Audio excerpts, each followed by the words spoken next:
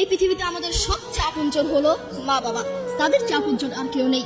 আমাদের উচিত তাদের সাথে সুন্দর আচরণ করা, তাদের সাথে সুন্দর ব্যবহার করা। আপনি যদি তাদের সাথে খারাপ আচরণ করেন, আপনি যদি তাদের সাথে বেয়াদবি করেন, আপনি যদি তাদেরকে গালি দেন, তারা যদি আপনাকে একবার বদদুয়া দেয়, আপনার পুরো জীবন নষ্ট হয়ে যাবে, পুরো লাইফ নষ্ট হয়ে যাবে। সূরা বনী ইসরাঈলের 23 নম্বর আয়াতে আল্লাহ সুবহানাহু ওয়া তাআলা বলেন, ফালা তাকুল লাহুমা উফফি ওয়া লা তানহারহুমা। Allah said in the Quran, say not to them uff and do not repel them. তোমরা তোমাদের মা বাবার সাথে উফ কথা কেউ বলো না এবং তাদের সাথে খারাপ আচরণ করো না। বন্ধু তোমাকে বলছি যুবক ভাইরা মনোযোগ দিয়ে শুনবেন। আপনার মাকে যখন পাশের বাড়ি থেকে কোনো খাবার দেওয়া হয়, সেই মা আপনাকে ছাড়া খায় না। সেই মা বলে, এই খাবারটুকু যদি আমি খেয়ে ফেলি, এই খাবারটুকু যদি আমার পেটে চলে যায়, আমার আদরের সন্তানটা কি খাবে? আমার পরিচয় টুকরো সন্তানটা কি খাবে? আপনার মা সারাদিন আপনাকে নিয়ে ভাবে।